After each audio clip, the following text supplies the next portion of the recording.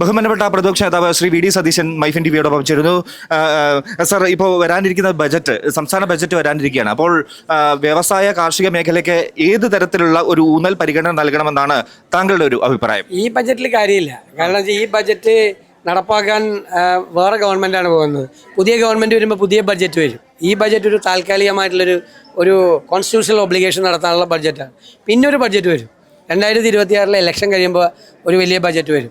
ആ ബജറ്റ് വ്യവസായ മേഖലയ്ക്കും കാർഷിക മേഖലയിലും ഉണ്ടായിരിക്കുന്ന തളർച്ചയെ പരിഹരിക്കാൻ വേണ്ടിയിട്ടുള്ള നിരവധിയായിട്ടുള്ള പദ്ധതികളുണ്ടാവും. അതിൽ MSMEകളെയൊക്കെ പ്രത്യേകം സഹായിക്കാൻ വേണ്ടിയിട്ടും അവർ നേരിടുന്ന പ്രശ്നങ്ങളെ അഡ്രസ്സ് ചെയ്യാൻ വേണ്ടിയിട്ടുള്ള ഒരുപാട് മെഷേഴ്സ് ഉണ്ടാവും, ഉറപ്പായിട്ടുണ്ടാവും. കാർഷിക മേഖലയിൽ അതുപോലെ തന്നെ വലിയ തളർച്ചയുണ്ട്. അതൊക്കെ പരിഹരിക്കുന്നതിന് വേണ്ടിയിട്ടുള്ള നടപടികൾ. എന്തായാലും ധനമന്ത്രി ബാലഗോപാൽ പറയുന്നത് എന്തായാലും ഒരു ഫുൾ ബജറ്റ് തന്നെയായിരിക്കും, ഒരു അടുത്ത സാമ്പത്തിക വർഷത്തേക്കുള്ള ബജറ്റ് എന്നാണ് തന്നെ അദ്ദേഹം വിശേഷിപ്പിക്കുന്നത്. അത് കാര്യമില്ല. പുതിയ ഗവൺമെന്റ് വരുമ്പോൾ പുതിയ ബഡ്ജറ്റ് ഉണ്ടാവും. നിയമസഭാ തെരഞ്ഞെടുപ്പ് വരുന്നത്, എന്തായാലും അത് അസംബ്ലി തെരഞ്ഞെടുപ്പ് മുന്നിൽ കണ്ടുള്ള ഒരു വോട്ട് തന്ത്രമാകുമോ ബജറ്റ്?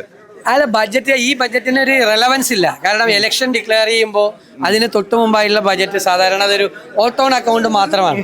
ഞാൻ പറഞ്ഞല്ലോ, ഒരു കോൺസ്റ്റിറ്റ്യൂഷണൽ ഒബ്ലിഗേഷൻ തീർക്കൽ മാത്രമാണ്. ശരിക്കുള്ള ബജറ്റ് ഇലക്ഷൻ കഴിഞ്ഞിട്ട് വരുന്ന ബജറ്റ് അതൊരു ഗംഭീര ബജറ്റായിരിക്കും. ഈ കഴിഞ്ഞ ബജറ്റിൽ നിന്ന് ഈ ബജറ്റിലേക്ക് എത്തുമ്പോൾ സർക്കാർ ക്ഷേമത്തിലും വികസന പ്രവർത്തനങ്ങളിലും എത്രമാത്രം മുന്നോട്ട് പോയിട്ടുണ്ട്? നമ്മൾ ബജറ്റിൽ പ്രഖ്യാപിച്ച കാര്യങ്ങൾ നടപ്പാക്കാതിരിക്കുക എന്നുള്ളതാണ് കുറെ നാളായിട്ടുള്ള സ്ഥിരം പരിപാടി.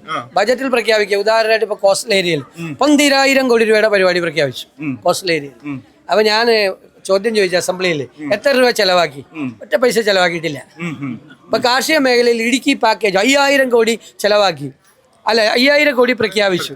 എഴുതി ചോദിച്ചു എത്ര രൂപ ചെലവാക്കി? ഒന്നും ചെലവാക്കിയില്ല. അപ്പൊ കടലാസിലാണ് 5,000 കോടിയും 12,000 കോടി. അങ്ങനെ ചെയ്തിട്ട് കാര്യമുണ്ട്. നമുക്ക് പെർഫോമൻസ് ഓഡിറ്റിംഗ് വേണം. നമ്മളൊരു 1,000 കോടി രൂപയുടെ ഒരു പദ്ധതി പ്രഖ്യാപിച്ചാൽ ഒരു വർഷം കഴിയുമ്പോൾ അതിന്റെ പെർഫോമൻസ് ഓഡിറ്റിംഗ് നടത്തണം. ഈ 1,000 കോടി ഈ പദ്ധതി എങ്ങനെ ചെലവാക്കി, എങ്ങനെ പ്രയോജനപ്പെട്ടു? നമ്മൾ നികുതി കൊടുക്കുന്ന പണമാണ്.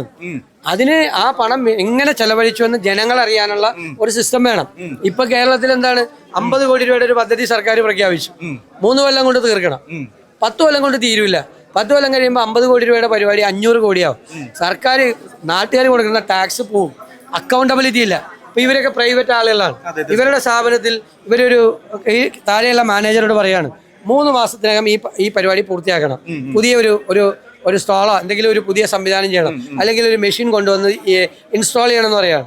3 മാസം കഴിഞ്ഞിട്ട് ചെയ്യുന്നില്ല, 6 മാസം കഴിഞ്ഞിട്ട് എല്ലാവരും വെച്ചോണ്ടിരിക്കുക. അവരപ്പോൾ പുറത്താക്കി കൊള്ളാവുന്നവരെ വയ്ക്കും. ഗവൺമെന്റിലോ 3 മാസം കൊണ്ട് ഇത് പൂർത്തിയാക്കണം. 3 കൊല്ലം കഴിഞ്ഞാലും പൂർത്തിയാവില്ല. അവന് അപ്പോഴും അവിടെ ഇരിക്കാം.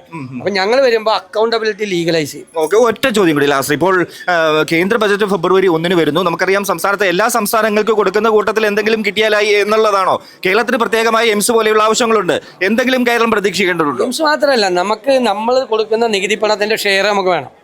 ഞങ്ങൾ ഫിനാൻസ് കമ്മീഷൻ വന്നപ്പോൾ ഫിനാൻസ് കമ്മീഷന്റെ മുമ്പിൽ ഗവൺമെന്റ് അവതരിപ്പിച്ചതിനേക്കാൾ നന്നായിട്ടൊരു പ്രസന്റേഷൻ പ്രതിപക്ഷം നടത്തിയിട്ടുണ്ടായിരുന്നു. കേരളത്തിന് 3.5% ഷെയർ ഉണ്ടായിരുന്നതാണ്. ഇപ്പോൾ 1.92 ആണ് കിട്ടുന്നത്. അത് പഴയ നിലയിലേക്ക് എത്തിച്ചാൽ കേരളത്തിന്റെ പ്രശ്നങ്ങളൊക്കെ മാറും. ഓക്കെ സാർ, വളരെ നന്ദി മൈഫിൻ ടിവിയോട് സഹകരിച്ചതിന്. Thank you very much. എന്തായാലും പ്രതിപക്ഷ നേതാവ് വി ഡി സതീശൻ മൈഫിൻ ടിവിയോട് സംസാരിക്കുകയായിരുന്നു. എന്തായാലും ഈ സംസ്ഥാന ബജറ്റ് വരാനിരിക്കുന്നു 29-ാം തീയതി. ഈ സംസ്ഥാന ബജറ്റ് വരുമ്പോൾ അതിൽ കാര്യമായൊന്നും പ്രതീക്ഷിക്കേണ്ട. കാരണം ബജറ്റ് സർക്കാർ അവതരിപ്പിക്കുന്നു, അത് നടപ്പാക്കാൻ കഴിയാതെ പോകും സംസ്ഥാന സർക്കാരിന്. കാരണം അടുത്ത സർക്കാർ അധികാരത്തിൽ വരും എന്ന് അദ്ദേഹം ഉറപ്പിച്ചു പറയുകയാണ്. അതുകൊണ്ട് തന്നെ ഈ ബജറ്റിന് കാര്യമാത്ര പ്രസക്തി ഇല്ല എന്ന് ഉറപ്പിച്ചു പറയുന്നു പ്രതിപക്ഷ നേതാവ്.